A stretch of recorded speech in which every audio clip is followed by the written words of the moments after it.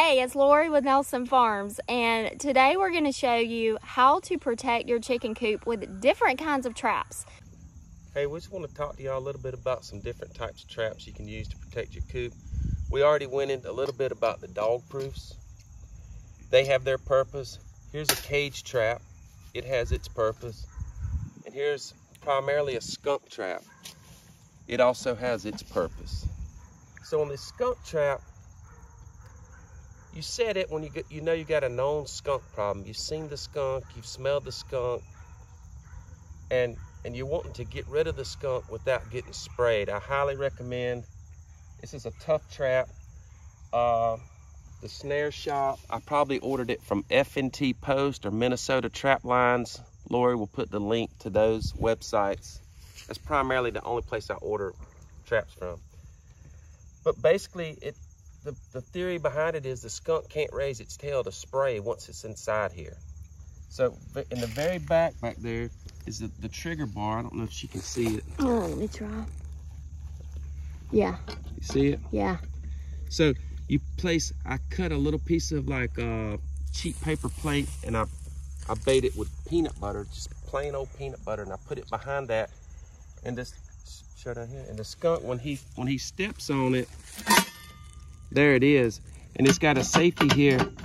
This thing here won't let the door open back up. So now you got a skunk in here, and you'll be able to look in these holes and see what type of fur it is if you got a skunk.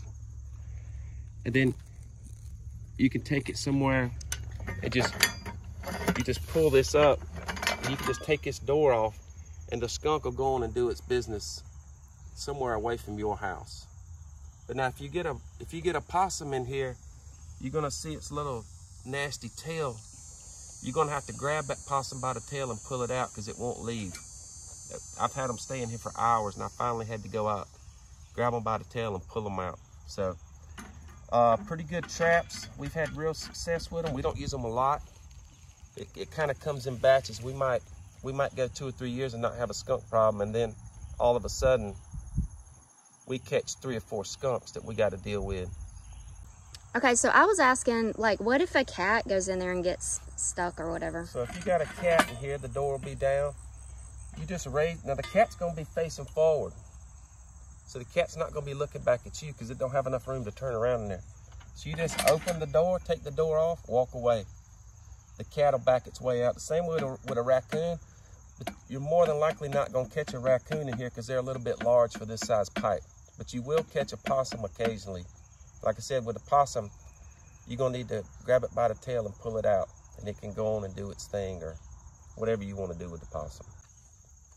Another type of trap is the regular old cage trap. I'm sure everybody's seen them. You just push down on this top part of this door, pull it up, and right here there's a little roller, and there's your trigger bar. See it moving the trigger up and down? So these traps are good, but you will catch non-target animals in this. You're gonna catch cats, you're gonna catch possums, you're gonna catch raccoons, you're also gonna catch skunks. I do not recommend this trap in any area where you think you're gonna catch a skunk unless you're ready to deal with getting sprayed by a skunk. We've been down that road. We didn't get directly sprayed, but we got sprayed bad enough where you gotta strip down naked on the porch and go in the house naked and like take a bath because everything stinks. So if you've never messed with these traps, you don't know anything about these traps, Lori will put the link to some websites where you can get them. You can also get them at Tractor Supply or your local co-op or whatever. But basically, there's a trigger bar back here, trigger pan. You want your bait behind it. See the pan? I can't get my finger in there because it's for a small animal. But see how it raises up? Yeah. So you want your bait behind that. And then this is the bar attached to that, and it comes up right here, and it locks onto this little roller. So when an animal comes back and pushes it, it just dropped. My arm's in the way, but now the animal's caught, and it can't push back to get out. And then to release the animal, I got this one safety wired down because a clip broke. But you would just unclip it. If it's a non-target animal, you lift up this back door, it runs out, it goes on to do whatever you want to do for when you catch a cat that you didn't want to catch or something. So each one of these traps has their purpose, and we use them for their intended purpose. But you definitely do not want a skunk in one of these traps. You will have a mess on your hands that you don't really want to deal with. So I want to touch real quick on these dog-proof traps. I think they're really good traps. Raccoons, possums, mainly. But you need to know what type you're using. I got 3 different types here. These 2 are pull only. You can see their trigger systems are different. This trap here is a push-pull. So it can either be the trigger can be pushed down or pulled up, and the trap will go off. I do not recommend a push-pull where there's a chance to catch feral cats, because you will catch a feral cat. And then you're gonna have a fight on your hands to get the feral cat out of this trap without it getting injured or without you getting clawed all to pieces. So these 2 are the pull-only traps. Raccoons, possums, because they got like a little human-type hand. They can grab stuff and hold it. There's 2 different trigger bars in there. This one over here is a circular one. Okay. This one here is just like a regular blade type. Just a flat bar. They both work. It's pretty much whatever your preference is. I use cheap cat food. The cheapest cat food I can get, I use it. I've tried everything. I've tried marshmallows. I've tried bread, pieces of weenie. I've tried everything you can think of, and the cheap cat food is the cheapest, most consistent, and it's just easy to use. Okay, so the push-pull trap, if you've never used one, you know nothing about it. Basically, the animal there's a, I don't know if you can see the trigger down inside there. See the little thing moving up and down? Mm-hmm. That's the trigger bar that the animal's going to either push up or pull down. And then this right here is going to come back, this wire, and it's going to hold them like a set of handcuffs. So to set it, they make setters. I've seen them. I've never used them. If your arms aren't strong enough, you might need setters. I don't know. But you just pull it down, and then right there in that notch, it goes. So now, if it goes up or down, it's going to release. And there it is, and it's caught. And then once the animal's arm's in there, you just pull back on this, and the arm comes out. So it's the same theory with these pull-only traps, with the exception of once you pull it back, it just goes down in this little slot. See that little slot? Mm-hmm. It goes down in that little slot, and when the animal pulls up on it, it catches its arm. Same thing with this other one, with just like a different trigger bar. So it just goes right in that little slot. And then when the animal pulls up on that little ring, it's caught. So hope that helps you. If you got any questions, just reach out and we'll try to help you all we can. All right, so here's a few more traps. This is getting kind of into a different realm. This would be more, you've got coyotes or foxes coming around, and you would want to transition over into a foothold trap. You're gonna want to check whatever the regulations are where you're at about size requirements, the inside-outside jaw spread. But we use these MB550s right here. Here's one that's set, and here's one that's not set. And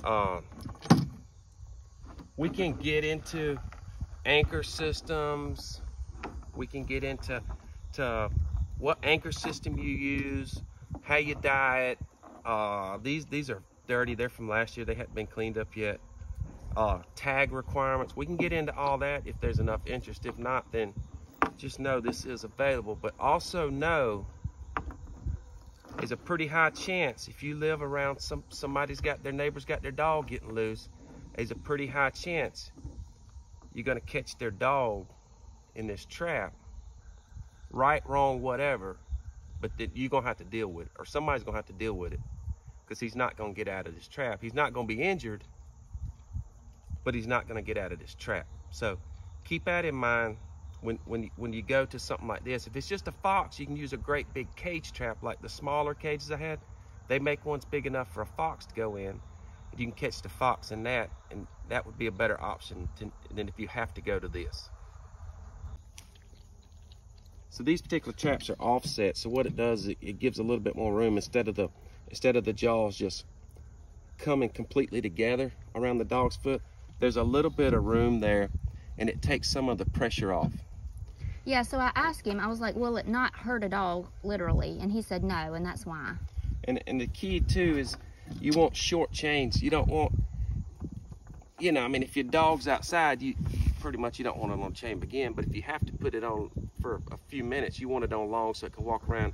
In this case, it's going to be held by the foot, so you want it as short as possible so it can't get momentum to hurt itself.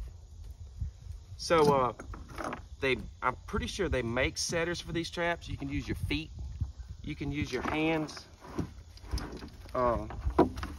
It takes a little bit of getting used to, but you basically just pull it down.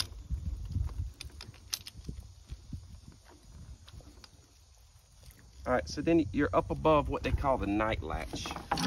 I'll show you on this one here. I'm gonna pop this one. See all the dirt, so they're nasty. But that's your night latch. This is when it's finally set, this little bitty line in here. See that little bitty line? Oh, yeah. That's when you know it's set.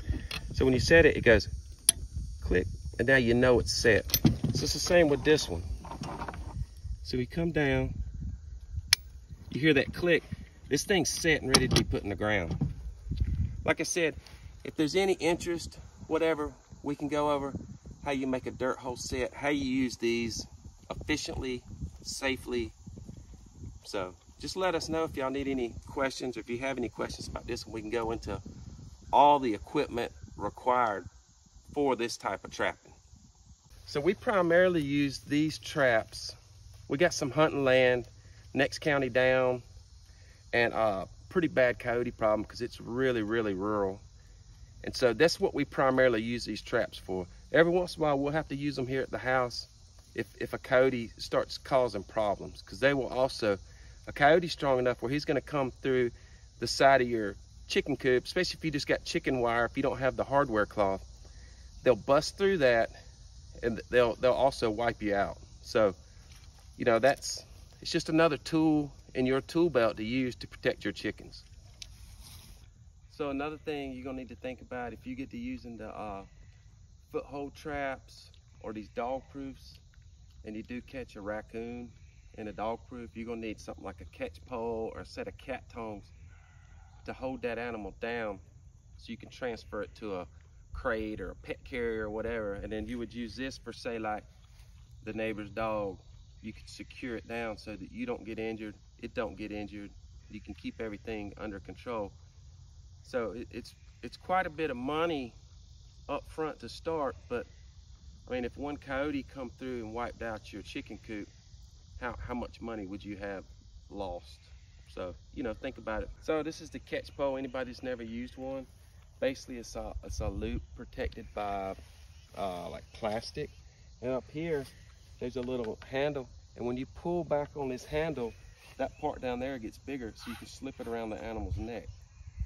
And then once you got around the neck, you just pull it up to whatever tightness is needed to secure the animal.